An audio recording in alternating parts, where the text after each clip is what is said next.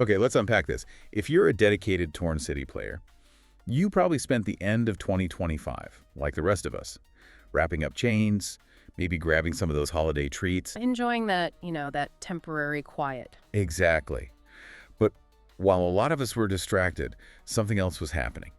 A, uh, a, a quiet disaster was igniting in the Northwest. It started small, but it ballooned really into a full-scale territorial war that now just dominates that entire frontier of the map. In this deep dive, it's not just a list of troop movements. This is a story about a 2-year-old grudge, a fight over critical real estate, and a total breakdown of trust. A breakdown so complete it made a preemptive strike feel, well, necessary. So our mission today is to trace that escalation.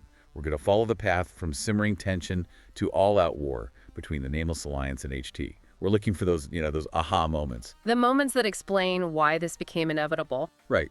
For those of you who want to stay ahead of the game, this is essential stuff. And this analysis, using intelligence compiled by our friends at Torn City Tips, will give you that edge. So make sure you subscribe and like the content.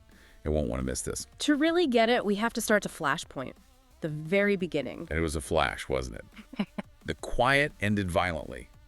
December 27th, 03.00, Torn City time. This wasn't a skirmish. No, this was an operation surgical. 6 HT territories came under simultaneous attack, all at once. The coordination is what stands out. You had Iron Rose Legion hitting XTB, Ruthless Reborn striking MCG. And Blue Rock Cartel on CTB. It was all designed for maximum shock to just fragment their border in Sectors 6 and 7. So, HT's leader, Supermech, he admitted they expected a conflict eventually, but they were caught completely off guard by this. What does that tell you? It tells me their focus was elsewhere. Maybe they thought they had until the new year to prepare. I mean, he was pretty candid about it. The speed, the scale, it just knocked him off balance. And they only had a few hours to figure out what was happening. Right, and just 3 hours later, that assessment was over. HT hit back. They attacked rabid chihuahuas in JUB. And that was it, wasn't it? That was the point of no return. Precisely, because the attackers didn't just stop, they expanded. Suddenly, it was 8 factions hitting HT, with heavyweights like Extinction and Unbroken Silence joining in. And on the other side, the Untouchables publicly aligned with HT, so this was no longer a local dispute. Not at all. The lines were drawn. The war for the Northwest had officially begun. So let's define these two massive forces. On one side, you've got the Nameless Alliance. What are we looking at in terms of scale? We're talking vast. ACC3 forum data puts them at 32 factions, an organized entity with major players like Aurora and Extinction. And they're responding to this perceived threat. Yes. And HT responds by creating its own coalition, the Northwest Alliance, or NWA.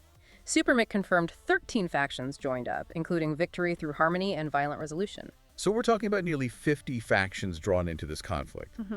But the key question is, why are they fighting here?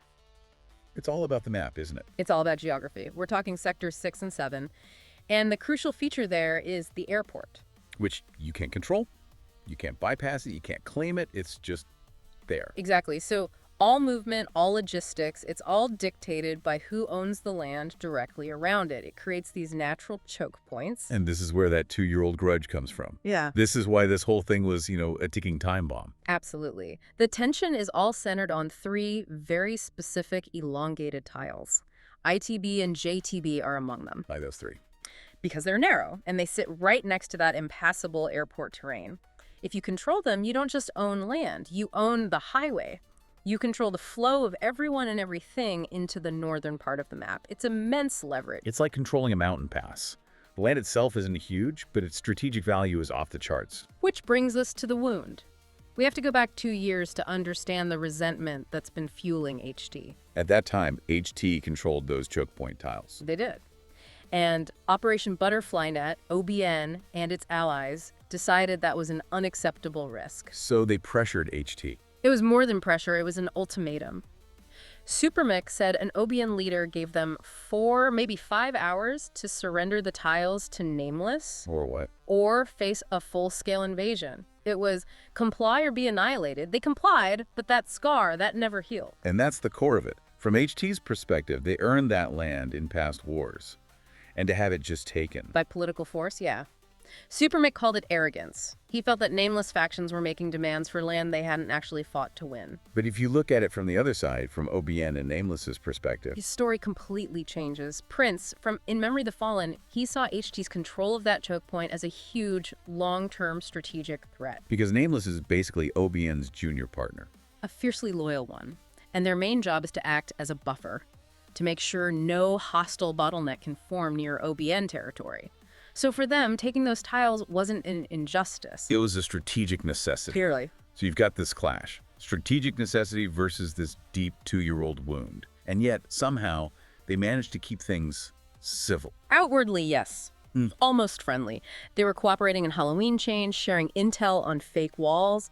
To an outsider, they looked like good neighbors. Until one person changed everything. Yeah. The catalyst was D3VL, leader of Inglorious Bastards. Right. And his past friendship with HT leadership was known, so when he made a move, it set off alarm bells in the Nameless camp. What was the move? On December 21st, his faction, IB, attacked a territory in EAA. But it wasn't just any territory. It held rackets that were claimed by OBN. And hitting a racket, that's a huge deal. It's a major diplomatic incident. It's a declaration. And according to Prince, D3VL admitted he hit that OBN tile on purpose. That admission just poured fuel on the fire for Nameless. They saw it as proof. Proof that HT was using him as a proxy to test their defenses. That's what they believed. Now, D3VL's story is completely different. He denied he was acting for HT at all. He argued that Nameless's own use of fake walls had boxed him in. Let's quickly define fake walls. What are we talking about here? It's a defensive tactic. A big faction gets smaller, allied factions to hold territory right on its border. Not to keep it, but just to block attack routes and make an invasion harder to coordinate. They're basically temporary roadblocks. So D3VL claims these roadblocks left him with no other targets, and he hit the OBN racket randomly. That was his defense. But for Nameless, it didn't matter what his intent was.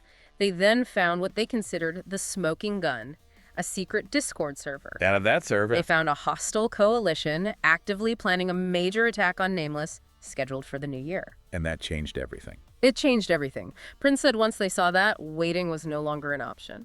A preemptive strike became, in their minds, the only logical defense. Which brings us to this paradox you always see in Torn. Both sides are completely certain they're the victim. Exactly. HT says the NWA was a defensive alliance against Nameless aggression. Nameless says they attacked first to stop a planned offensive they had proof of. They're locked in. Neither can see it from the other's perspective. And that's what guarantees a long conflict. Before we move on to what's happening right now, I just want to pause. This kind of deep analysis connecting leaks to maps to old grudges, this is how you really understand the game. If this is valuable to you, look up Torn City Tips. Subscribe, like the content. It ensures you're always the most informed person on the block. So fast forward to now, January 2026, the front line is incredibly fluid. Supermick has talked about how Nameless is still using those fake walls, but almost offensively now, to try and fracture HT's territory. Right. And HT is responding tactically. They're intentionally dropping some tiles to consolidate their forces into stronger defensive positions, trading space for strength. And Nameless. Well, Prince admitted they've had to retreat southward a bit, but they've also captured some really key HT tiles in Sector 6, so it's a bloody exchange. Ground is being won and lost constantly. It sounds like the NWA, the Northwest Alliance, has the momentum right now. They seem to. They're asserting dominance, and Supermix seems confident. He even said OBN promised they wouldn't intervene directly. Which would keep the conflict from exploding across the whole map. Potentially. But that promise only holds if the NWA itself holds together, and that's its biggest weakness. What do you mean? It lacks a unified goal. Some factions in the NWA are there for a permanent land grab. They want rackets, they want territory. But not all of them. Not at all. Inglorious Bastards has been explicit. They're there for the fight. Once the fighting stops, they're gone. They won't stick around to defend HT from anyone else. That internal split could be a fatal flaw down the line. So against this backdrop of tactics and shaky alliances, we get the final escalation, the one that, makes everything more serious. The nuclear shadow. Supermick issued a public warning. If OBN breaks its promise and jumps in, HT is prepared to escalate dramatically. He confirmed they have access to at least one nuke, with offers for more. It's a terrifying thing to put on the table, real or not. What was OBN's response to that? Cold. Utterly dismissive. Stretch of OBN called the threats meaningless, and then he raised the stakes. He said, any more aggression from HT on OBN land would result in HT being wiped from the area completely. Total annihilation. The stakes just couldn't be higher. So after all this, what does it all mean? Where does the Northwest go from here? Well, it's locked in a classic Torrance standoff. It's driven by OBN's strategic need for a buffer and HT's need for revenge. With the trust completely gone, neither side can back down without a catastrophic loss of face and, territory. So the question isn't about if it continues, but how. Exactly. The question of intent is over. It's a question of timing now. Can the NWA solidify its control?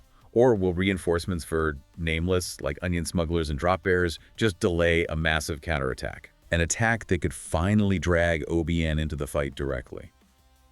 That really is the dangerous question hanging over the entire map. We've covered a ton of ground today: strategy, history, intel. To make sure you never miss this kind of crucial analysis, please subscribe and like this content. And don't forget to check out the companion analysis over at Torrance City Tips. We will keep watching the Northwest frontier. Until next time, stay safe and stay informed.